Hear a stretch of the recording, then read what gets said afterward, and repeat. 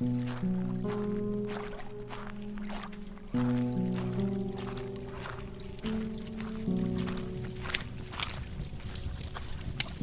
travelers, to my realm of nightmares. Allow me to be your personal assistant. Come in, take a seat, get comfortable. For when you step into my realm, there's no stepping out.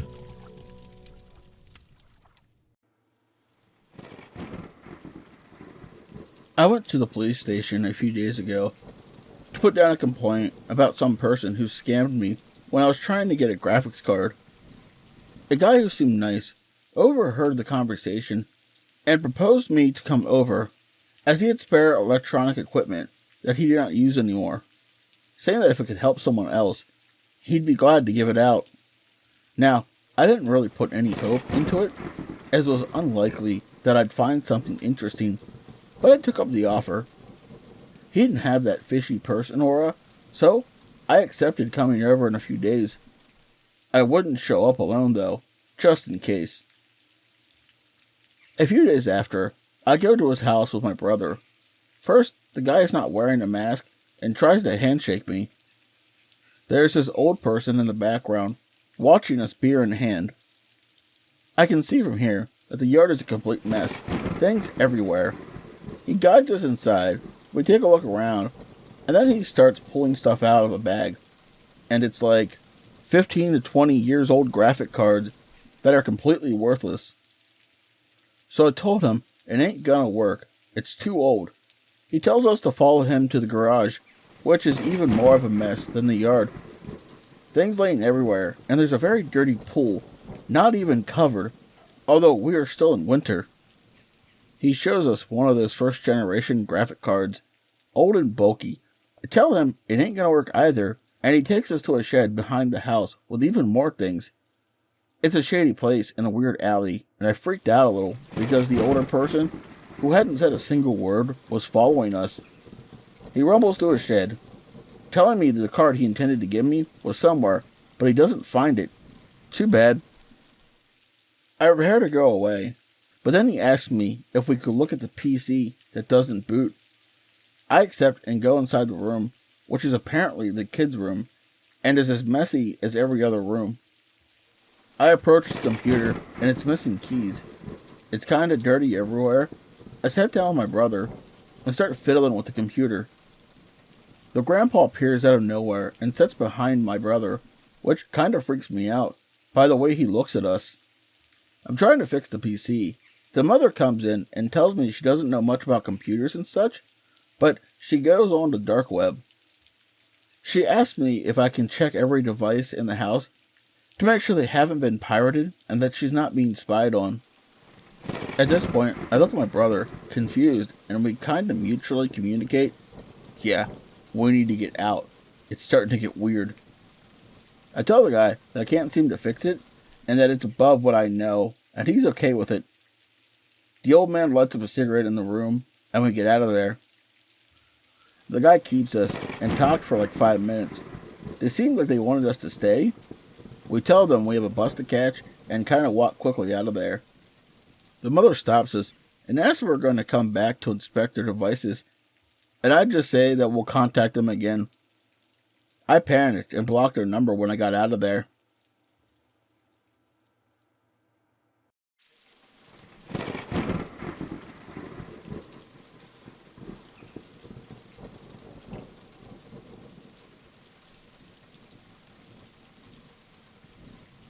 Sorry in advance for the long post. I just need to get this off my chest. My fiancé, 27 male, and I, 23 female, are soon to be married and are remodeling an old family home. We started working on the house about 2 or 3 months ago. My fiancé bought a bunch of tools to use on the house to renovate. The house has been sitting with nobody in it for over a year. Keep in mind, the house is located in a fairly rural area. A few houses and trailers here and there, but not too much traffic. We have a rodent problem, and we've been setting up traps to catch them. 3 weeks ago, my fiance wanted to check the traps, and we had a rat that was alive. Long story short, he didn't want to take care of it, so he left it. I got off work at 9 p.m. and went over to the house to take care of the rat. It was raining, and my mom and brother came with me. I went to the back door, and it was wide open, and water was blowing into the house. I was pissed. I thought my fiance had left the door open. I shut it and finished my business there. I asked my fiance why he left the door open, and he claimed he didn't. I called bullshit and left it at that. Didn't occur to me that somebody had possibly made a quick getaway. Fast forward to today. My fiance and I went to our house to throw a bunch of trash and stuff in the dumpster we rented. When we went inside, we immediately noticed that some things were missing. Drills, sanders, etc. We realized they had been stolen. We called the MIL and tell her about it. She says make a police report. What scares me so much about this is that everything began to click with the rat trap incident. Somebody has been scoping us out. I would go to our house by myself on many occasions and always had the creeps and felt watched. My little brother even remarked that he felt watched there and asked if we were sure nobody was in there while we were gone. I noticed today when I was there alone that my dog was acting very nervous and suspicious. She wasn't running and playing like she usually does and didn't want me to go to the backyard or wooded area. I'm glad I trusted her and my gut feeling. I don't know if the thieves were there, but I'm glad I didn't find out. We are currently in the process of installing cameras. This had to have been somebody that lives near us and can monitor how often we are there. So, to the person or persons that broke into my unfinished home, let's never meet. Update. So we did catch a car pulling in like it was scoping the place out. The people inside never got out, but they left. We asked a few of my fiance's family members about it, and that was to our detriment. One of them went and spread the word that we have cameras, and somebody in the neighborhood who owned the vehicle that we caught on camera slipped up and said they already knew things had been stolen. Which to me is basically a confession because we hadn't told anybody about the robbery until the incident with the car we caught on camera. So now more people than necessary know, and we probably won't catch the person who did it. We still turned the footage into the police though, and maybe they can dig up some background information.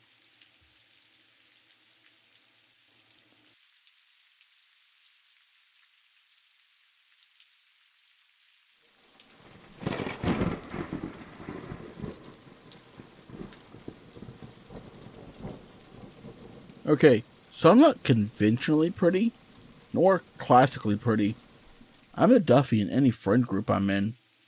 I've never worried about being hit on, disrespected, or kidnapped.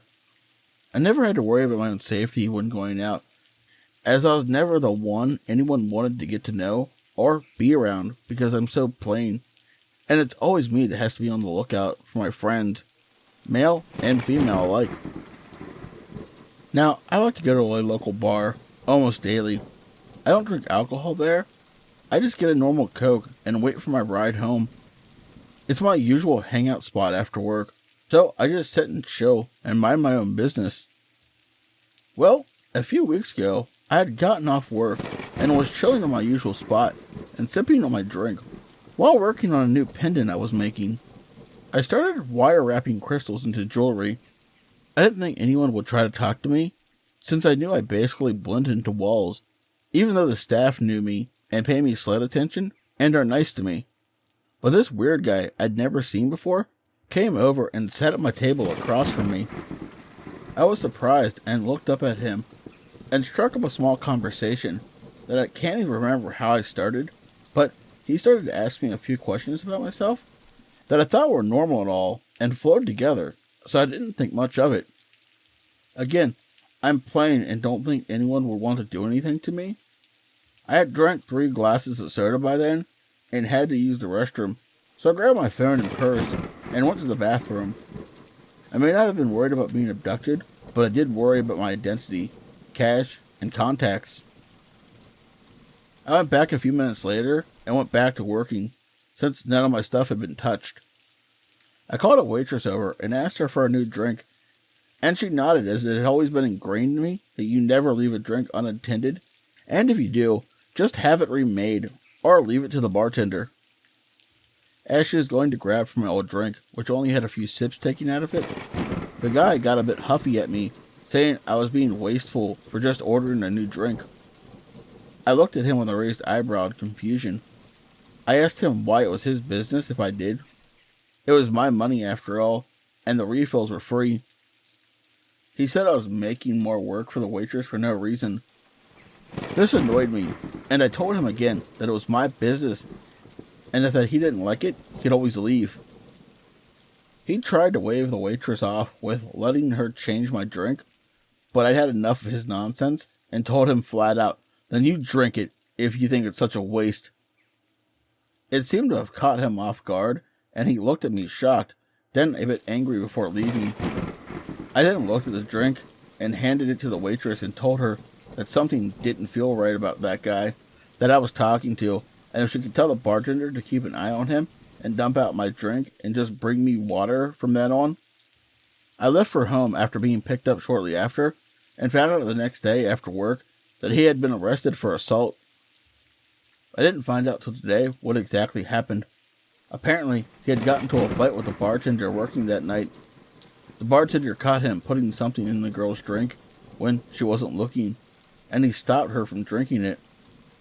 The guy got mad and started a whole fight. The cops were called, and now he's awaiting trial.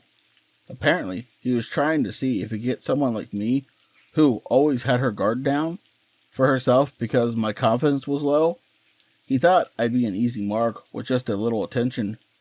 But when I didn't just drink my drink, when I came back, he had to try it on another girl. If he was really targeting me, I have to question his sanity and sobriety.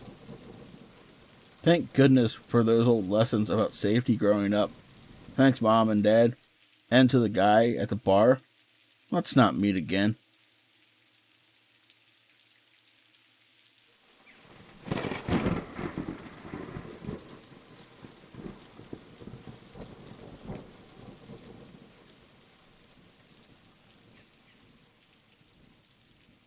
Going to tell you a story that happened when I was 17.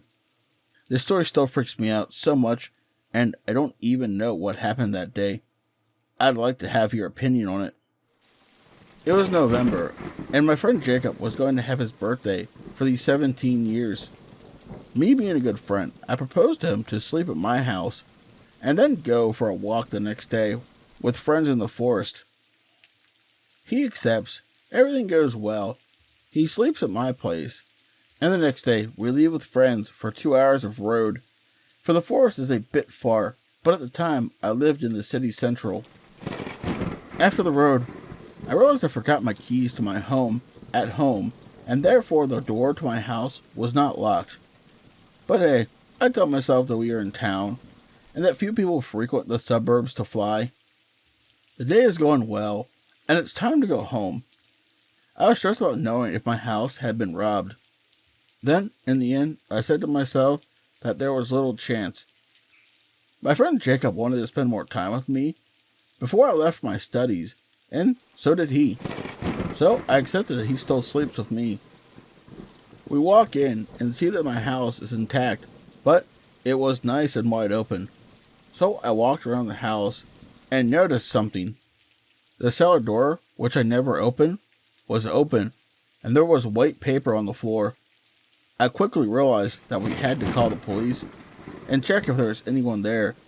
So, to reassure us, me and Jacob decided to shout that if the strangers didn't come out, the police would take care of it. I was paralyzed with fear, and I feared that the stranger was coming. Bad news, the stranger was in the cellar, cried, "You're not at home, get out of where I locked you up." Jacob got scared and asked me to come see if there was the police. Luckily, she was there and took him away in a car. The police found kitchen knives, an axe, iron chains, and a board. There was also a white sheet on which was written, "Behind you." I didn't understand from the beginning. The police told me later that the individual ran away from an asylum. Today I'm 25, and I always check to see if I have my key on me or not.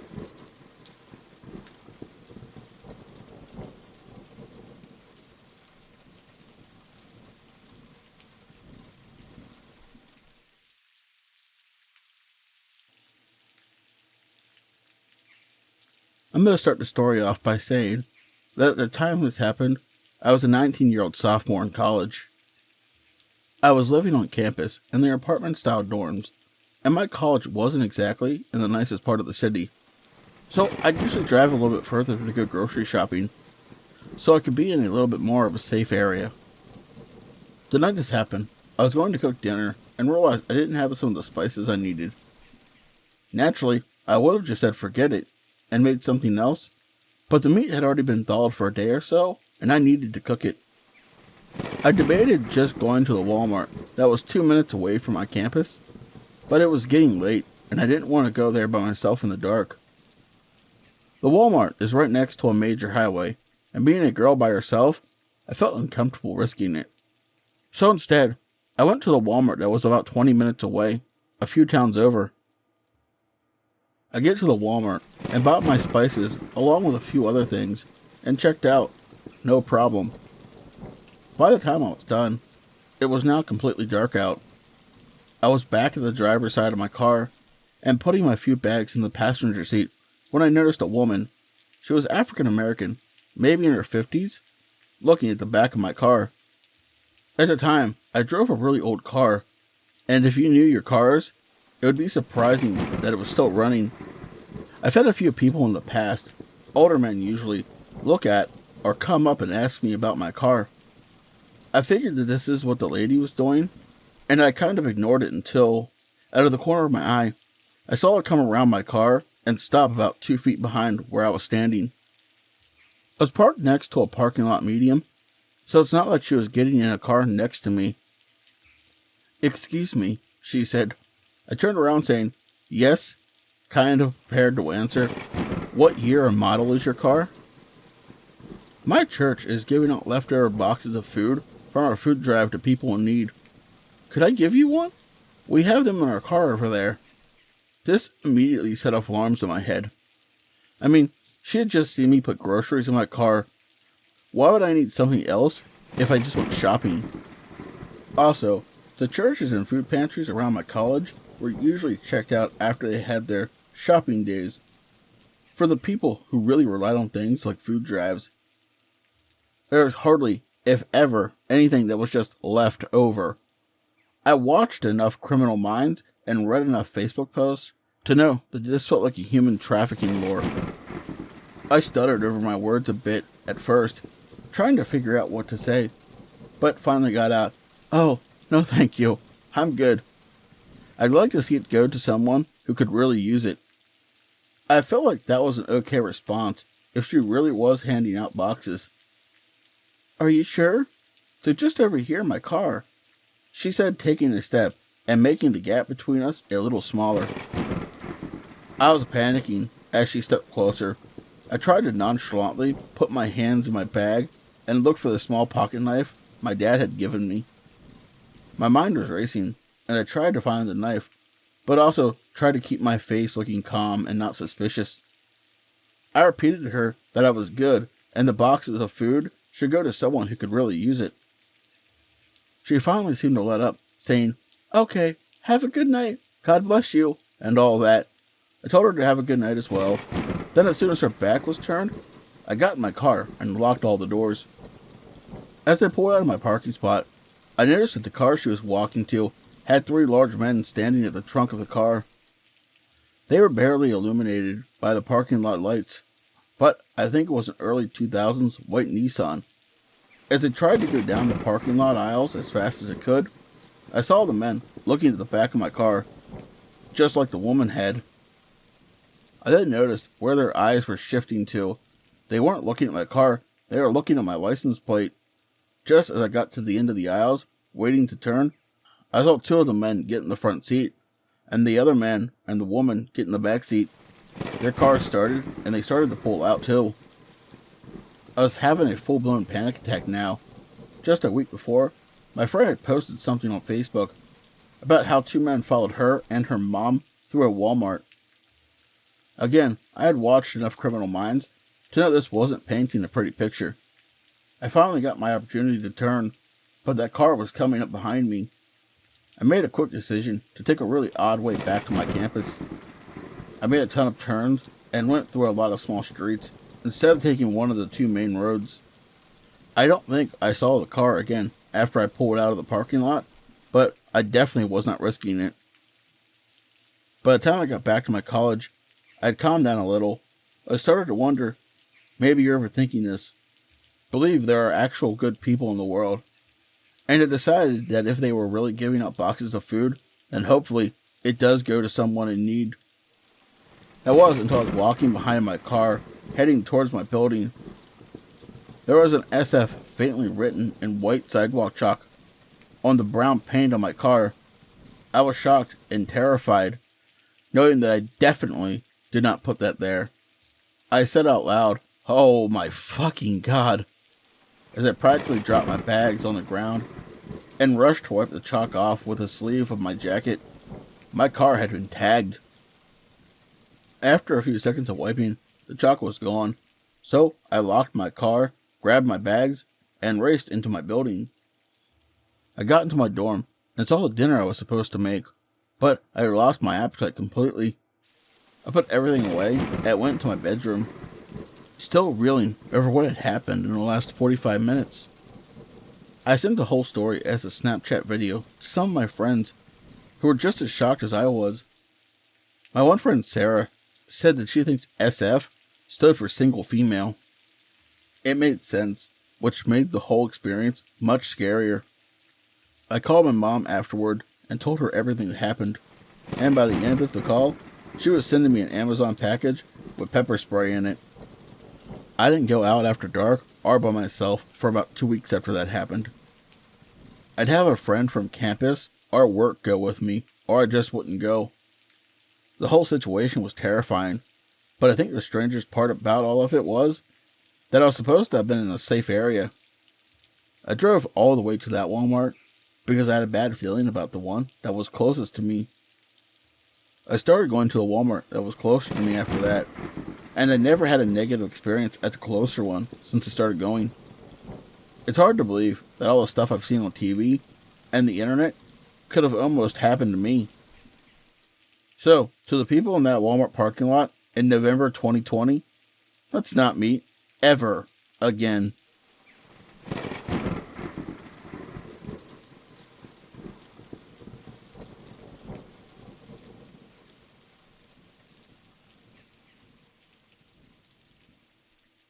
So to preface, I'd like to state that this story is probably going to read like the plot of a campy 1980s horror movie and is going to be very long. However, this entire story is true. If not for being 5 miles from cell reception and the way the story ends, there would be a police report for verification.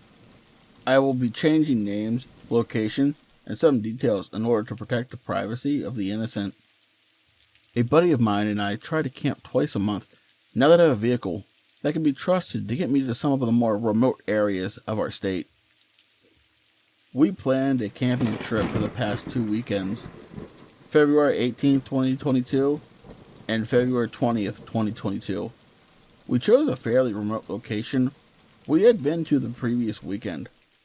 The previous weekend, we were the only people we'd seen within a mile of our camp spot. Friday night, we got there and set up. This story takes place Saturday night. It's about 9 p.m., so the sun is long gone, and the moon hasn't quite risen yet. It's pitch black out, other than what our fire lights up. Suddenly, we hear a man screaming. We listen intently, silently sharing an anxious look. At first, we were hoping it was someone drunk and having a little too much fun, but it quickly becomes obvious this isn't a fun party scream. It isn't even like a "he's hurt." It sounds full of despair, anger, and anguish. I'm going to take a moment to remind you that this is at 9 p.m., pitch black night, in the middle of nowhere woods, 5 miles from the nearest cell phone signal. We hadn't seen anyone in hours. The screaming continues for what felt like hours, but was probably about 5 solid minutes. We had no idea what to make of it, and started feeling extremely paranoid. We gathered up anything remotely close to a weapon, and tried to come up with explanations of the screaming, while keeping an eye on the forest around us. After about 15 minutes of fear-induced paranoia, I nearly fell out of my seat as I watched a flashlight and lantern slowly enter our camp. That is his buddy, who had snapped and tried to kill him. Wait, what? I said before the thought even finished processing in my head. Is that the screaming we heard earlier? The man slowly nods, staring blankly into the fire, and began his story. We were just hanging out, man. We came up earlier today, and my buddy just freaked out. He started screaming and just wouldn't stop. Then, he attacked me. He lunged at me, and I told him to just back off and chill, you know? Well, he kept coming after me, and it started getting pretty violent, and I'm pretty sure he was going to kill me. So I grabbed my car keys, the light, and ran. I don't know what to do, man. He chased me when I ran, and I don't know what to do. We don't have firearms or anything, but we do have a hatchet. My buddy and I look at each other for a second, completely astonished. Then, something horrible dawned on me.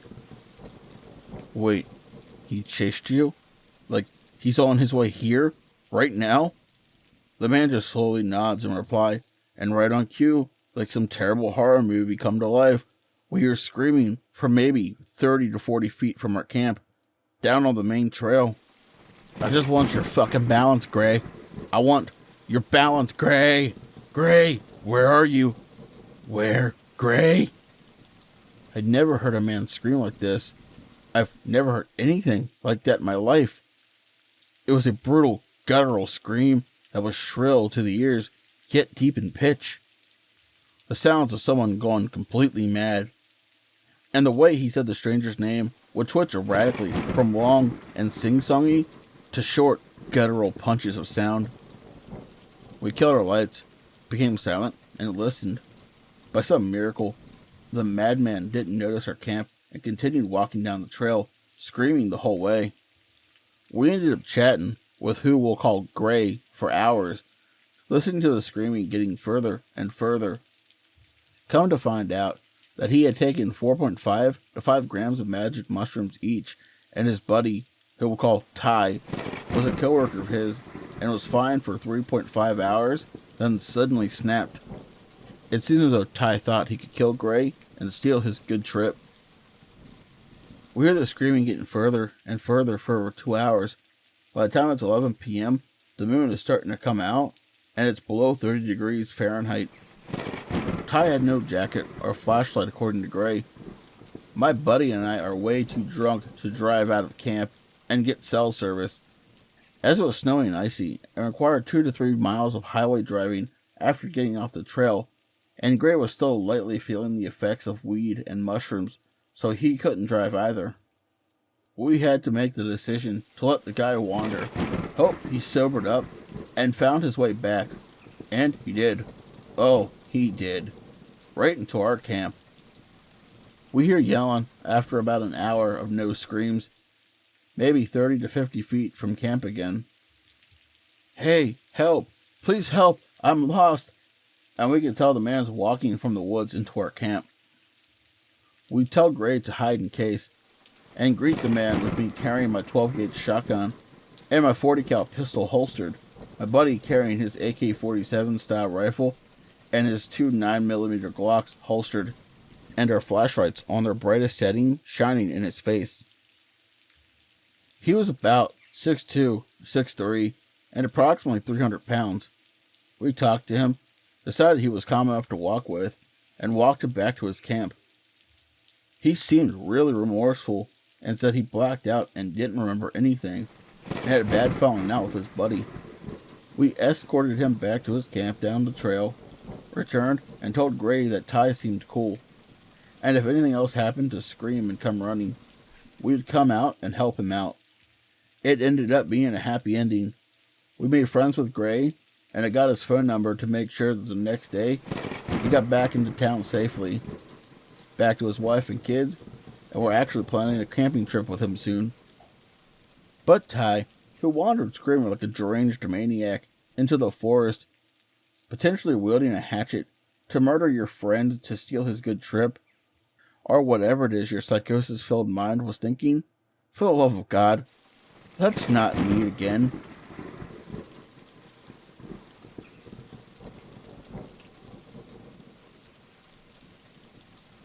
Tonight's stories are 6 true let's not meet stories.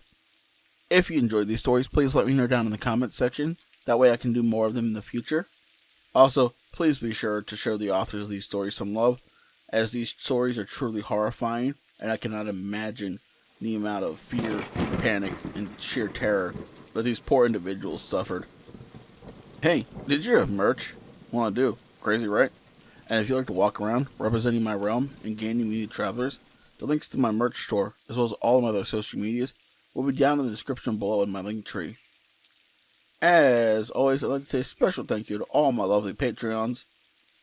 242 Reads, Rando Calrissian, Seraphine the Midnight Bard, Creepy Clown Girl, Mia Mina, Hair Raising Narratives, Spooky Boo, Scary Story Time, Lycan Trucker, and Pimp Demon. If you'd like to join these lovely travelers by light of my fire, you can do so by becoming a Patreon as well. Just please remember the support is always appreciated but is never expected. Please don't forget to like, comment, share, subscribe if you're new, as it will really help push this video into the algorithm and helps the channel grow. But as always, travelers, once you step into my realm, there's no stepping out.